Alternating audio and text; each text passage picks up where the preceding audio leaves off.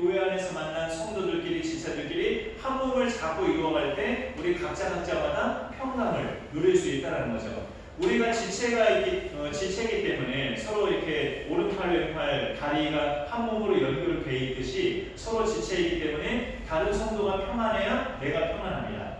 내가 평안해야 다른 성도들이 평안해요. 그게 신경계처럼 우리 교회는 연결되어 있기 때문에 그렇습니다. 그러니까 우리가 다 각자 자기 삶에서 염려, 근심, 걱정 떨치고 불안한 마음 사라지고 평강을 누리려면 우리가 한 몸으로 부르심 받았다는 걸 기억하면서 한 몸 되기를 힘쓰면 자연히 개개인도 평안하게 살아갈 수 있어요.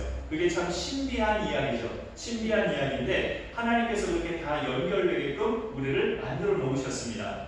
이런 아름다운 신앙생활이 더 활짝 꽃을 피우려면 좀 더 불길처럼 막 더 솟아오르고 더 크게 더 활짝 꽃을 피우려면 이런 당부도 또 해요. 또한 감사하는 자가 되라 라는 말씀이 있어요.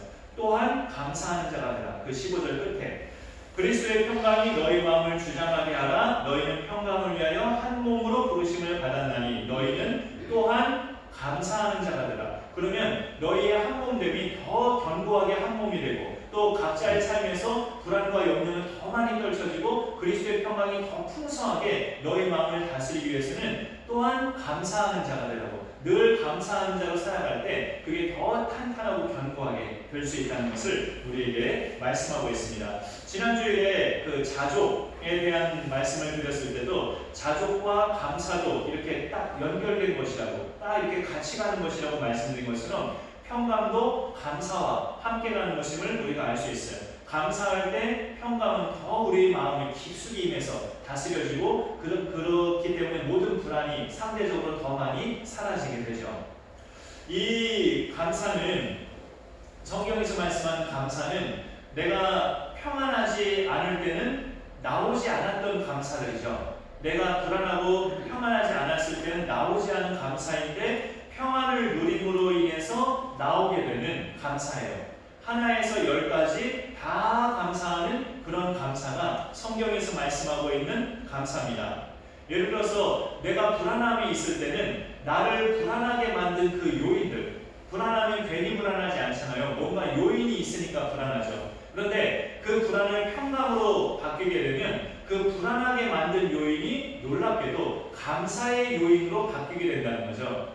나를 불안하게 만드는 요인이 보통 우리 사람들에게 뭐가 있습니까? 병에 걸린 것, 그 다음에 돈이 없는 것, 자식이 속을 썩이는 것, 추진하는 일이 계속 막히고 잘 안 되는 것, 누구하고 계속 불편한 관계에 있는 것, 이런 여러 가지가 우리를 불안하게 만들죠. 그럼 그게 이제 나로 하여금 걱정하게 만드는 요인들이에요. 근데 그 걱정거리를 우리가 이제 그 평강 상태로, 그 불안이 사라지고 마음이 평강 상태로 바뀌게 되면 나를 불안하게 만들었던 요인들이 감사하는 요인들로 놀랍게 바뀌게 되는 거죠. 병에 걸린 게 감사하고, 돈이 없은 게 감사하고, 자식이 속 썩이는 게 감사하고, 추진하는 일이 잘 안 되는 게 감사하고, 그 감사하는 이유들은 또 나름대로 다 믿음의 사람들이기 때문에 생기는 거죠. 병에 걸린 것은 아픈 사람을 내가 체험해 보니까 저 사람이 아팠을 때 이렇게 힘들게 아팠었겠구나, 내가 이해를 못 해줬었구나 하면서 아픈 사람을 이해하게 돼서 감사하고, 돈이 없으면 어렵게 사는 사람들의 그 형편을 나도 알게 돼서 감사하고, 자식이 속을 썩이면 하나님 아버지의 마음을 알게 돼서 감사하고, 추진하는 일이 잘 안 될 때마다 믿음이라는 게 뭔지를 새삼 알게 되니까 감사한 거죠. 매 순간 하나님을 붙잡고 길을 인도하시는 분은 하나님이라는 것을 우리가 깨달으면서 잠언 말씀처럼 그렇게 하나님이 열어주셔야 내가 나아갈 수 있는 거구나 하면서 믿음이라는 게 그런 하나님을 붙잡는 거구나 하는 것을 알게 되니까 감사하고, 그러니 불안할 때 불안의 요인이 되었던 것들이 그 불안한 마음이 평강으로 바뀌면 불안하게 만든 요인들이 다 감사의 요인들로 또 놀랍게 바뀌게 되는 것을 우리가 느끼게 돼요. 그러니 또한 감사하는 자가 되라고 당부하고 있는 것이죠.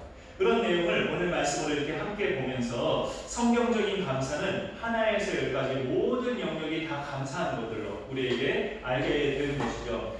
내가 우리 강선한 교회를 알게 된 것이 감사하고, 우리 교회 또 이렇게 서로 지체들로 만나게 된 것이 감사하고, 이 지체들과 같이 오늘도 예배를 함께 것이 감사하고, 교제하는 것이 감사하고, 또 내가 많은 것이 없지만 교회를 섬길 수 있어서 감사하고, 이런 감사를 늘 떠올리면 누구하고 불편할 이유도 없고, 누구를 못마땅해 볼 이유도 없고, 불안감도 다 사라지는 우리의 믿음 생활을 우리가 겪어볼 수, 확인할 수 있게 됩니다.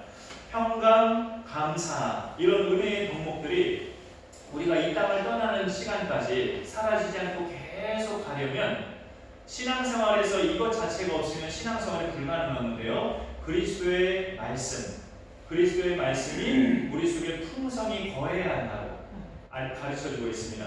평강과 감사, 찬양, 이런 은혜의 삶이 우리가 이 땅을 떠나는 그 순간까지 꺼지지 않고 계속 가는 비결은 신앙생활 자체가 이거 없으면 불가능한데 말씀이 늘 우리 속에 풍성히 거해야 감사와 평강, 찬양도 늘 갈 수 있다고 알려주고 있어요.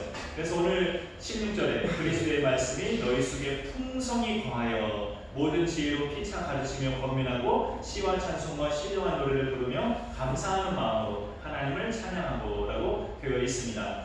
그래서 그리스도의 말씀이 풍성하게 거해야 우리가 앞서 15절에 나눴던 그리스도의 평강, 또 감사, 이런 것들이 늘 불길처럼 넘쳐날 수가 있는데, 말씀이 풍성하게 거하는 방법은 오늘 지금 이 시간도 우리가 말씀을 듣는 시간이지만 말씀을 많이 듣는 것만 가지고 또는 성경을 많이 내가 읽는 것만 가지고 충족되지는 않아요. 그리스도의 말씀이 풍성하게 거하는 비결은 우리가 나눌 때 풍성하다는 말을 많이 하잖아요. 나눌 때.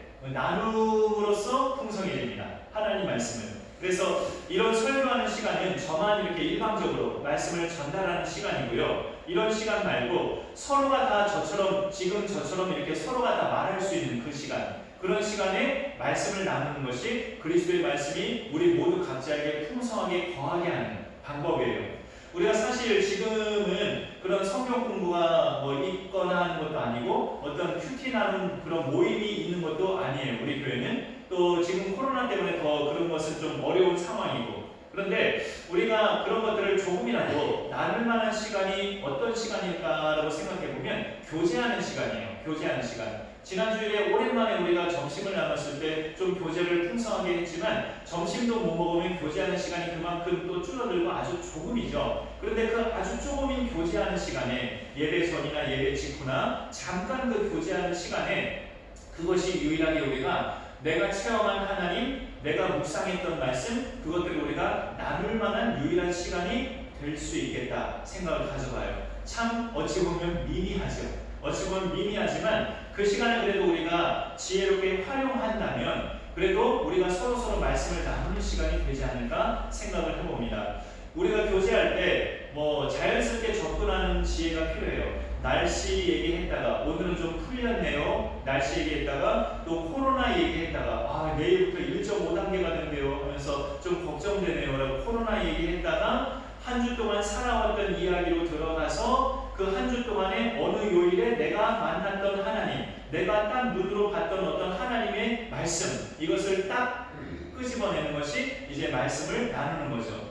일상적인 이야기 했다가 한 단계 자꾸 말씀으로 들어가서 제가 지난주에요 하면서 하나님이 정말 살아계시더라고요. 하나님이 정말 날 사랑하시더라고요 하면서 그렇게 하나님 이야기 속으로 들어가는 것이 말씀을 나누는 거예요.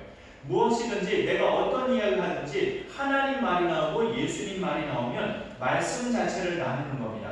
그런 것을 우리가 생각해 볼 때 그런 교제의 시간을 우리가 잘 활용해서 이 교제의 시간에 서로 말씀을 나누면 그리스도의 말씀이 풍성하게 우리 가운데 거할 수 있다라고 이야기를 하는 거죠. 알려주는 겁니다. 그래서 지금 우리 교회에서는 이런 시간도 해당이 되더라고요. 근데 그거는 해당자만 해당이 돼요. 우리가 주일 예배 드리기 직전에 이 아래 강단에서 찬양 인도하시는 집사님들 계시잖아요. 이 집사님이 하셨다, 또 안 집사님이 하셨다가 그러시는데 그 찬양 인도하는 집사님들이 개인적으로 한 주 동안에 겪었던 이야기를 잠깐 하면서 하나님에 대한 이야기를 여러분 앞에서 하시죠. 그런 것도 일종의 그리스도의 말씀을 거하게 하는 방법이에요. 근데 그것도 제가 지금 설교할 때 저 혼자 이야기하는 것처럼 이 앞에서 찬양 인도하시는 분도 혼자서만 이야기하는 거잖아요. 사실은. 그러니까 서로가 그런 이야기를 나누는 것이 그리스도의 말씀이 풍성하게 거하는 방법이에요. 어느 시간이 그렇게 서로 말씀을 나눌 수 있느냐? 교제하는 시간이죠. 교제하는 시간. 교제하는 시간은 서로 말을 나누니까 그런 시간을 우리가 하여튼 작고 적지만 열악하고 코로나 때문에 쉽지도 않지만 최대한 활용해서 그리스도의 말씀을 우리가 만날 때마다 나누면 서로 간의 말씀을 풍성하게 거하게 만드는 그런 시간이 된다는 것을 우리에게 알려주고 있습니다.